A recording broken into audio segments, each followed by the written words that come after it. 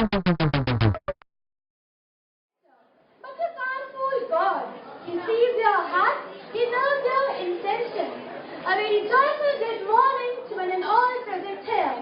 Respected Father Glenn Managers, the manager, Father Principal Sangeet Raj, Vice Principal Sister Ajaya, our well-acclaimed chief guests, jury members, and to all my dear audience.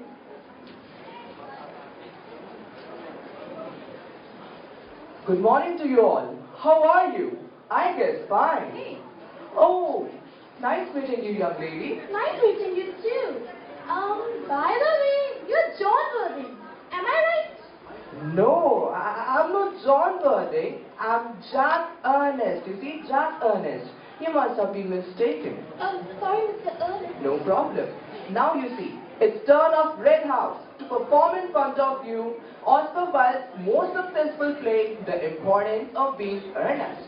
This play was first performed on 14 Feb 1895 in London. This play is a partial comedy in which the protagonist maintains a fictitious persona to escape the social obligations and responsibilities. So hold on to your breath as Red House is here to perform The Importance of Being Earnest. Oh, sorry, but have you got the Kuma sandwich ready for Lady Bracknell? Yes, sir. Very good. By the way, on Thursday, when Lord Swamin and Mr. Worthing were dining with me, 8 bottles of champagne were entered as have been consumed. Yes, sir. 8 bottles and a paint. Why is that a bachelor establishment, a servant invariably drinks the champagne? I asked him for information, Lane. I attribute to the superior quality of the wine, sir, as I have often observed that in married household, the champagne is really of class 1 brand. Good heavens, Lane! Is marriage so demoralizing as that? I believe that is not a pleasant state, sir. I have had very little experience of it currently, as I have only married once. I don't know that. I'm very much interested in family life, Lane. No, sir, it is not an interesting subject. Very natural, I'm sure. That will do, Lane. Thank you, sir. Lane's beyond marriage seems somewhat lax. Really, if lower class isn't setting an example, what on earth is the use of them? Mr. Ernest Worthing. How are you, my dear Ernest? What brings you up to town? Pleasure, pleasure. Eating as usual, I see. I believe it is customary in the society to take a slight refreshment at 5 o'clock.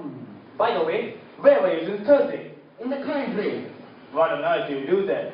when one is in the town, one amuses oneself. When one is in the country, one amuses other people. Ha!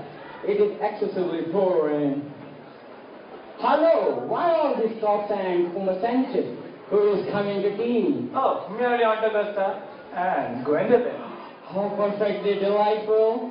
That's all very well, but I'm afraid Aunt Augusta will quite not approve of your being there. May I ask why? Now, my dear fellow, the way you pursue Gwendolyn is perfectly disgraceful. It is almost as bad as Gwendolyn pursued you. My dear friend, I am in love with Gwendolyn. As far as I'm counted here, expressly proposed to her. What? I thought you were coming for pleasure. Nah.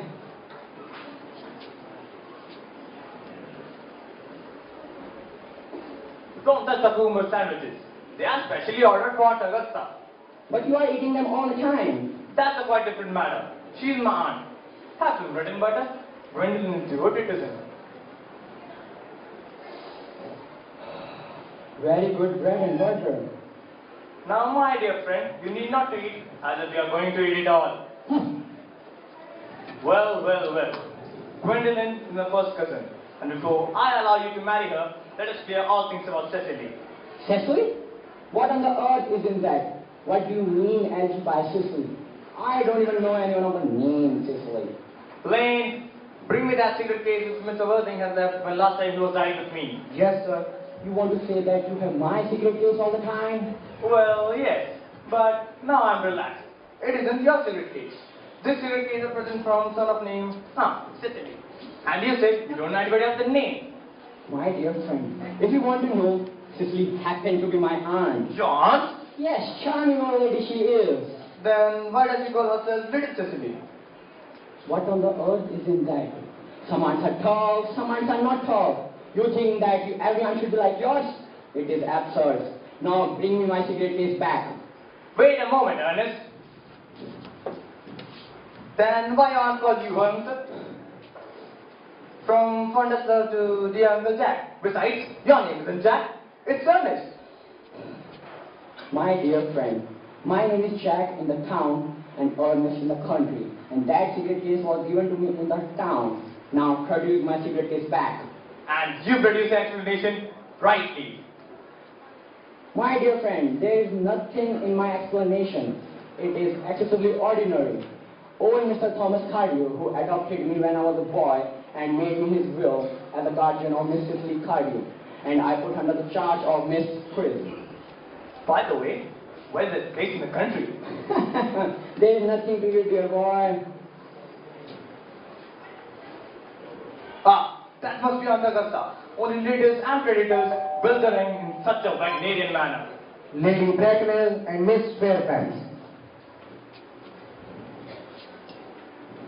Good afternoon, dear Algernon. I hope you are behaving very well. I'm feeling very well, Aunt Augusta. That's not quite the same thing in such two things really go together. Dear me, you're smart. I'm always smart. Aren't I, Mr. Worthing? You are quite perfect, Miss Fairfax.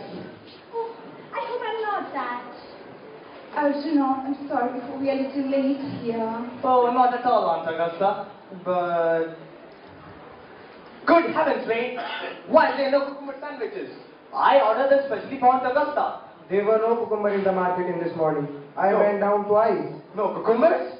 Not even for ready price. No, sir, not even for ready price. That's very well, thank you. Thank you, sir. I'm very much disappointed, Aunt Augusta, about there being no cucumbers, not even for ready price. It really makes no matter, Algernon. But it is very thoughtful of you arranging musical program for us.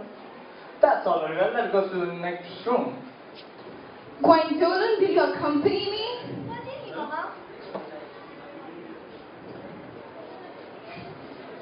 Charming date has been, Miss Fairfax. Don't talk to me about the weather, Mr. Worthing. When someone talks to me about the weather, I am sure that they mean something else, and that makes me so nervous. Ever since I met you, I admire you more than any girl. Yes, I'm quite aware of the fact. Well, I wish that at any rate, even in public, you are more demonstrative. You've always had an irresistible fascination towards me.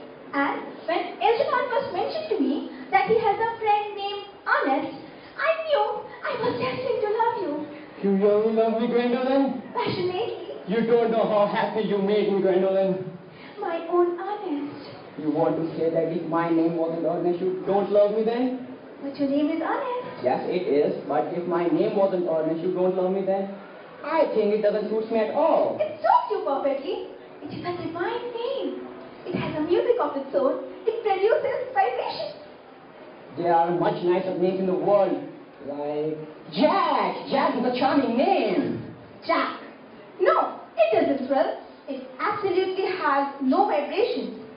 The only safe name is the name Ernest. Gwendolyn, I must get frightened at once. We must get married at once. Married? Mr. Worthing. Well, surely. Well, I adore you, but you haven't proposed to me yet. May I propose you now? It's an invaluable opportunity. I'm determined to accept you. But, will you marry me? Of course I will, darling. How long you have been about it? I think you have very little experience in how to propose. Mr. Worthing, right from this American posture. It is most indecorous. Mama, I must beg you to retire. This is no news for you. Besides, Mr. Worthing hasn't finished yet. Finished? What, may I ask? Mr. Worthing and I are engaged, Mama. I beg your pardon.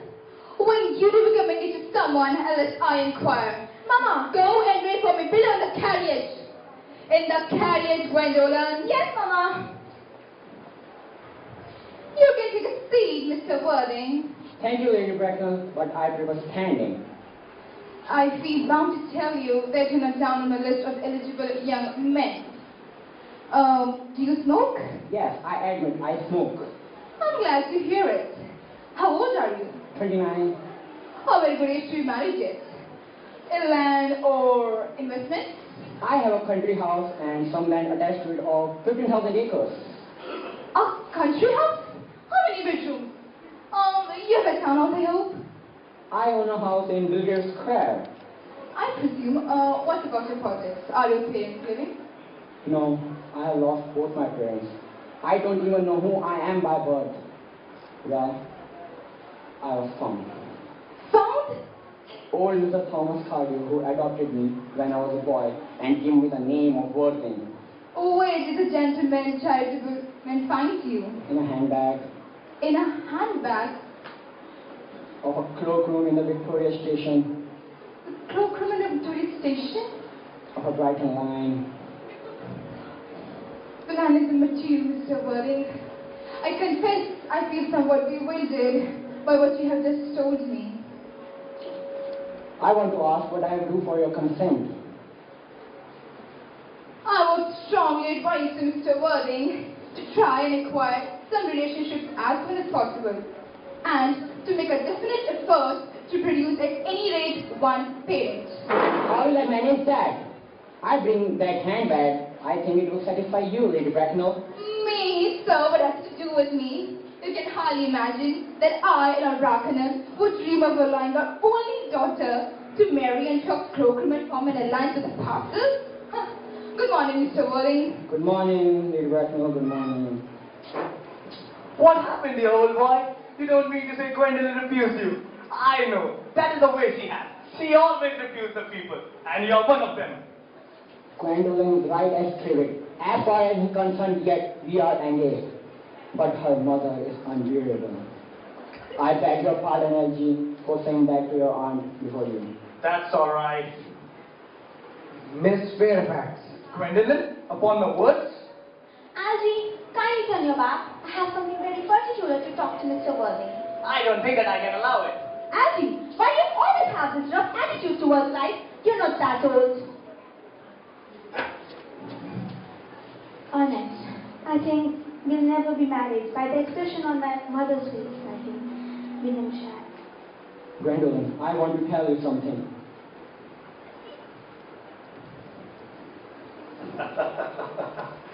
A glass of sherry, Lane. Yes, sir. Tomorrow, Lane, I'm going. And I'll be not back till Monday. You can pack my dresses and smoking jackets. Yes, sir. Tomorrow, Lane, it is going to be a better day. It never be, sir. Lane.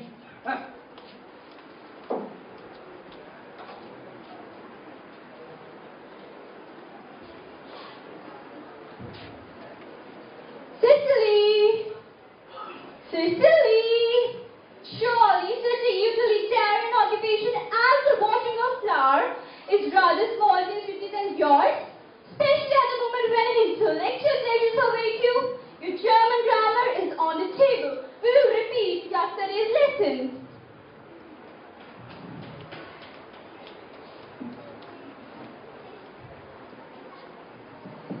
But I don't like German. It isn't at all a becoming language.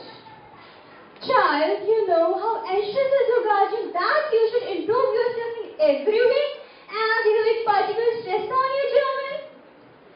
Dear Uncle Jack is so very serious.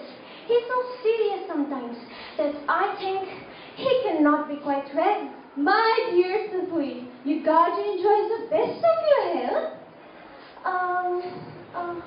But I see Dr. Jesper coming up through the garden. Dr. Jesper, it's indeed a pleasure. And how are this morning, mistress? You are. I trust well. Miss Preston has just been complaining for a slight headache. And it would do her so much good to have a short stroll with you in a park, Dr. Jesper. Cicely, I have not mentioned anything about my headache. No, dear Miss Preston.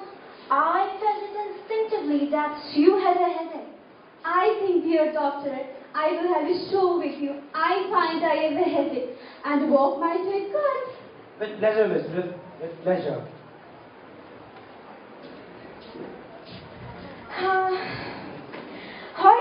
Hurry, John. Mr. Ernest Worthing has just driven over from the station. Mr. Ernest Worthing. Uncle Jack's brother. Tell Mr. Worthing to come here. Yes, miss.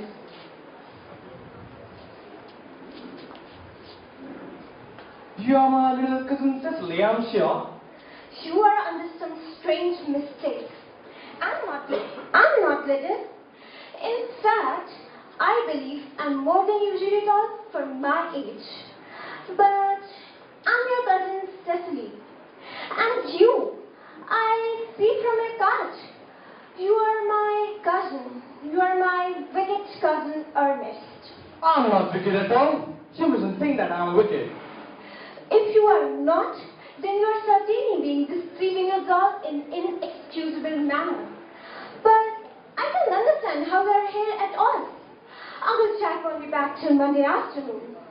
Oh, I'm greatly disappointed. I'm obliged to go up by the first train on Monday's morning.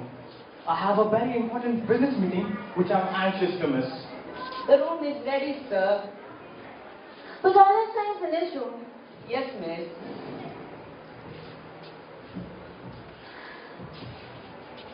You write for my son, Dr. Xavier?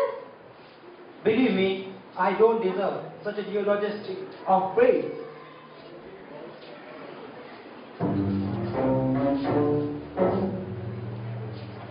Mr. Worthing, Mr. Worthing? this is indeed a surprise. I've come to know that I have expected. Oh, Dr. Chasuble, I hope you are well. Mr. Worthy, why you have dressed it in the morning? My brother Ernest is dead. Dead? Quite dead. Oh, Uncle Jack, I'm pleased to see you back. But what horrid clothes you have got on. Do go and change them. My child, my child. What is the matter, Uncle Jack? You look happy. You look as if you have a toothache. And I've got such a surprise for you. Whom do you think is in the dining room? It's your brother. Who? It's your brother Ernest. Good heavens! Brother John, I have come down from town just as a sorry for all the troubles I have given you. And I intend a better life in future. Nothing will induce me to take his hand. I think he's come down here with disgraceful. He perfectly knows well why. Uncle Jack, if you won't shake hands with Ernest, I will never forgive you. Never forgive me? Never, never, never. This is the last time I shall ever do it. Oh, what a wonderful meeting. Let them leave alone. You young scoundrel, you must get out of here as soon as possible. I have put Mr. Ernest's things in the room. Next year, sir. I suppose that is all right. What? His luggage? Yes, sir. 3 portmanteaus, a dressing case, 2 hat boxes, and a large luncheon basket. Merriman, order that dog cart at once. Mr. Ernest suddenly called back to town. Yes, sir. What a fearful liar you are, Jack. I have not been called from anybody. Yes, you have. Your responsibility as a gentleman calls you back. That's absurd. It has been a great success. I'm in love with Cecily. But before I go, I shall meet her. But where she is? Ah, there. Oh, I merely came here to water the roses. I thought you were with Uncle Jack. He has gone to order a dog cart for me. Oh, is he going to take you for a nice drive? He's going to send me away. Then, have you got to part? Yes, a very painful parting it is, Cecily. Dog cart is at the door, sir. It can wait, Ferryman. For 5 minutes? Yes, miss. Cecily, I shall not offend while stating quite frankly and openly that you seems to me in every little way the personification of absolute perfection. Well, I think your frankness does you great credit, Ernest. And if you will allow me, I would like to copy your remarks into my diary. Do you really keep a diary? Can I see it? Oh, no. Okay, then. Oh, don't stop, Ernest. I don't know how to spell August. Cecily, ever since I have looked upon the wonderful and incomparable beauty, I have dared to love you wildly, passionately, devotedly, hopelessly. Hopelessly? Hopelessly doesn't seem to make much sense, does it? The dog cart is waiting, sir. Tell it to come round next week at the same hour. Yes, sir. Uncle Jack would be very annoyed if he came to know that you are staying here till next week. I don't care about Jack. I don't care about anybody in the world. But you, Cecily, I love you. Will you marry me? Won't you? Of course, you silly boy. Why, we have engaged for 3 months. 3 months? Yes, it will be exactly 3 months on coming Thursday. But how did we get engaged? Well, on 14th of February last, worn out by complete ignorance of my existence, I accept you under this old dear tree here. Did I give you this? It's pretty, isn't it? Yes, you've wonderfully good taste, Ernest. I have a dream to marry someone named Ernest. You don't mean to say that if I have some other name, you don't love me. But what name? Any name you like, Algernon, for instance. Algernon? But I don't like the name Algernon. Look, I might respect you. I might admire your character. But I'm afraid I'm unable to give you my undivided attention. I have a very important business meeting. I'll be not back till half an hour.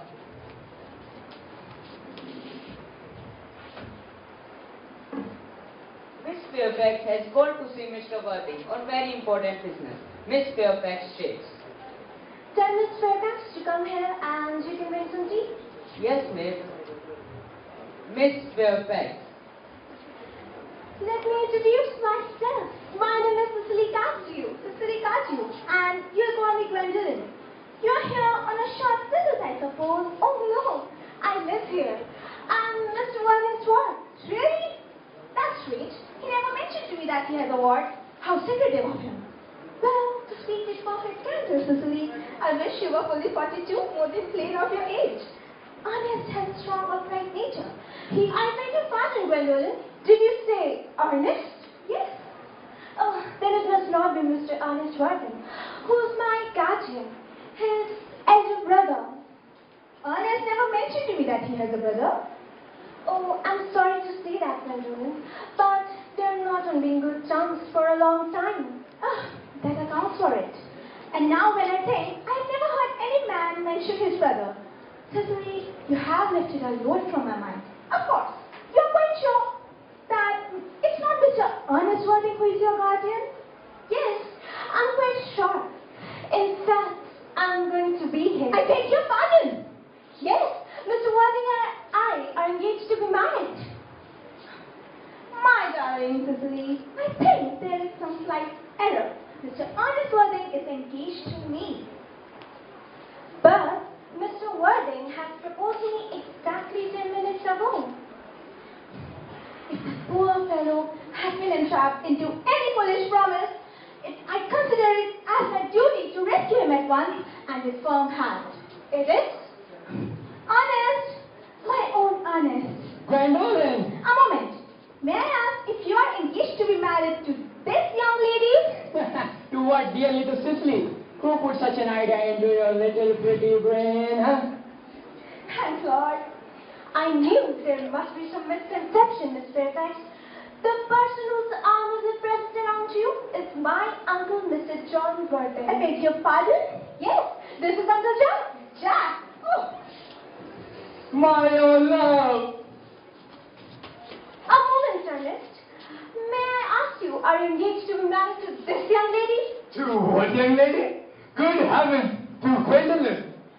Yes, to good heaven, Gwendolyn. Of course not. What would have put such an idea into a little pretty head? Oh, thanks a lot.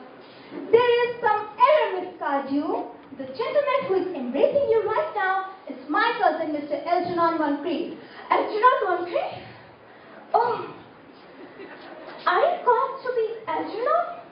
I could not deny it. Is your name really John? I could not deny. My poor wounded Cicely, my sweet John Gwendolen. You know my sister, won't you? Yes, and there would be only one question I would like to be allowed to ask my guardian. An infallible idea. Mr. Worthing, there is just one question I would like to be permitted to put to you. Where is your brother Ernest? We are both engaged to be married to your brother. So it's a matter of some importance to know where your brother is at present. Cicely, Gwendolen, it pains me very much while saying to that I have no brother. I have no brother at all. No brother at all? Have you never a brother of any kind? No.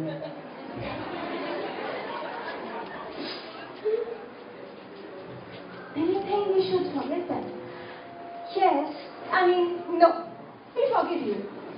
So, shall we dance? Yes.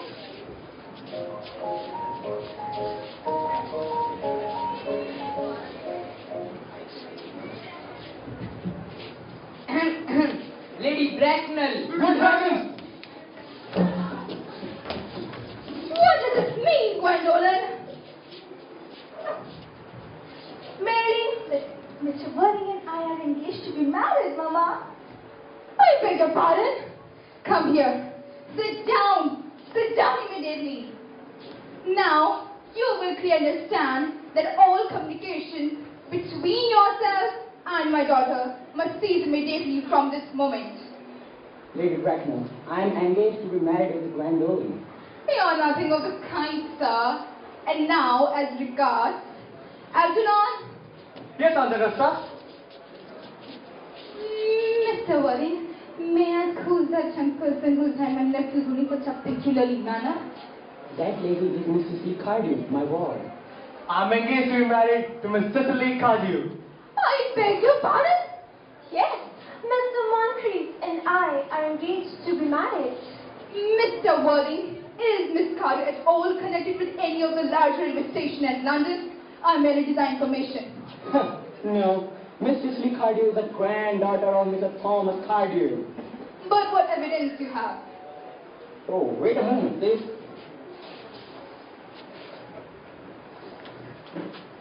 They are open to your inspection, Lady Bracknell. I see. Very kind of you, Lady Bracknell. You're glad to hear the certificates of Mr. Cardew's birth, baptism, whooping cough, registration, confirmation of both the English and German variety. Oh? Okay, so far I'm satisfied. Gwendolen, the time approaches for our departure. We don't have a moment to lose. Oh, wait a moment, Mr. Worthing. May I ask if Miss Carter has any little fortune? Yes, of 130,000 pounds in the funds. Goodbye, Lady Bracknell, goodbye. Oh, 100,000 pounds in his funds? Oh, Miss Carter seems to be the most attractive young lady. Now let's look at her. Come over here, pretty child. Algernon? Yes, Aunt Augusta.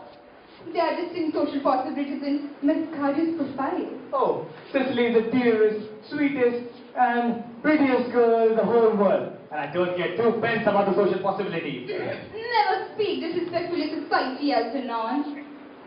Well, I suppose I must give my consent. The marriage, I think, had better take place quite soon. Oh, thanks a lot, Aunt Augusta. Thanks a lot, Aunt Augusta. Excuse me, Lady Bracknell. She can't marry without my consent because I am the guardian of Miss Cicely Cardew. And I did not give my consent.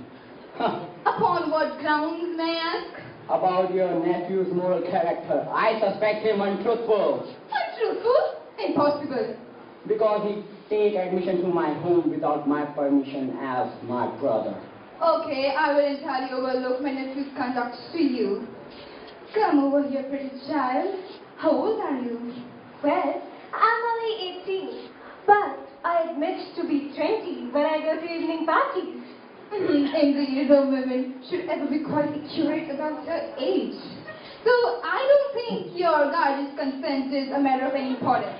Excuse me, Lady Bracknell. According to Mr. Thomas Cardew's will, she can't marry until she is 35. That does not seem to have grave objection to me. In fact, 35 is an attractive age. Elsie, could you wait for me till I would be 35? Oh, of course I could.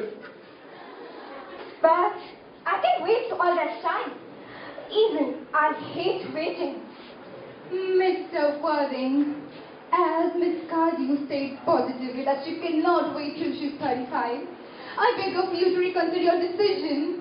It is very kind of you, Lady Bracknell, but my decision is unalterable. And if I think it is entirely in your hands, then you give consent to our marriage, I will give approval to this marriage. But that is the destiny I propose for Gwendolyn. Algernon, of course, can choose for himself. Come on, dear, we have already missed 5 trains.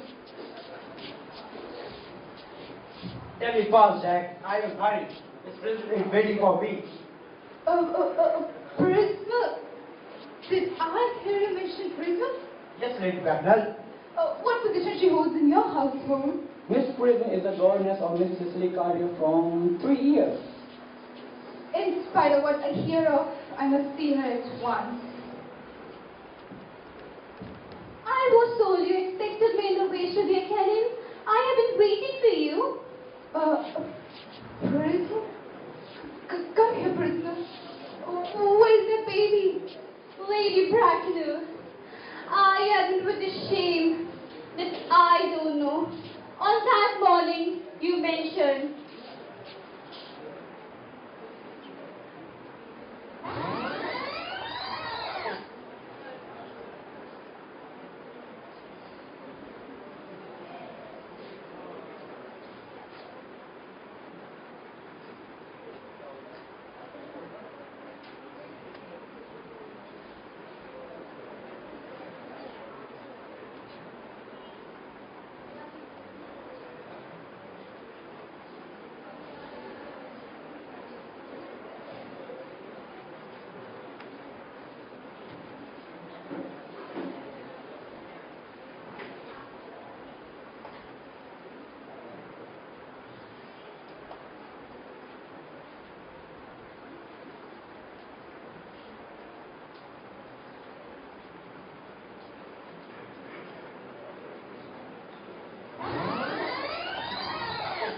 Miss Prison, where put that handbag? I don't know. I forgot it. Wait a moment.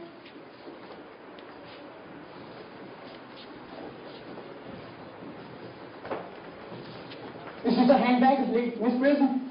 Yes, this is the handbag. I was the baby in it, Miss Prison. You? Mother! Wait, Mr. Warding. I've been married. Unmarried? I forgive you. Mother! Wait, Mr. Warding. There is some error with this lady can tell you. Lady Bracknell? I'm afraid to tell you that the news I have to give will not please you altogether. You are the son of my poor sister, Mrs. Moncrief, and consequently Algernon's elder brother. Algy's elder brother. But he never behaved me like a brother in his entire life. Well, not till today, old boy. Mother! Jack! My own. What one are you? Oh, I forgot that question of my name. That question is unalterable. Miss What a noble nature you have, Gwendolyn. Lady Bracknell, I want to know what is my name. I was frightened at that time. Let me know the words. Every luxury that money could buy has been lavished on you by your parents. But I cannot remember what was your journal's Christian name was. Then the LG, you tell me what our father's Christian name. Oh, I don't know that. He died when I was just 1 year old. Oh, it was in the army list that I had. Wait a moment. Oh, I got it. Max Bone, Mellon, Lieutenant General, no. 1849 Christian name, John Ernest. Yes, I remember. It was Ernest. I always told you, Gwendolyn, that my name is Ernest. My own Ernest. I knew from the first that you could have no other name. My own one. Letitia! Frederick, at last. Cecily, at last! My nephews, you're displaying the signs of triviality. Lady Bracknell, today I know the vital importance of being earnest. Gwendolyn, at last!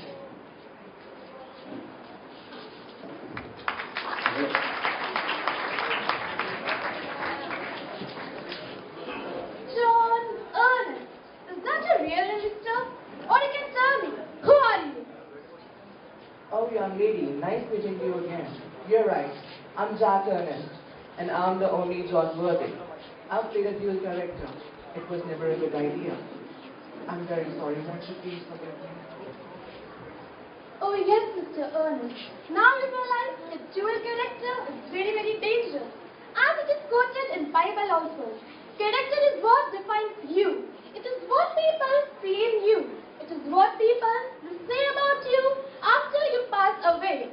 Character is one of the most important things one has.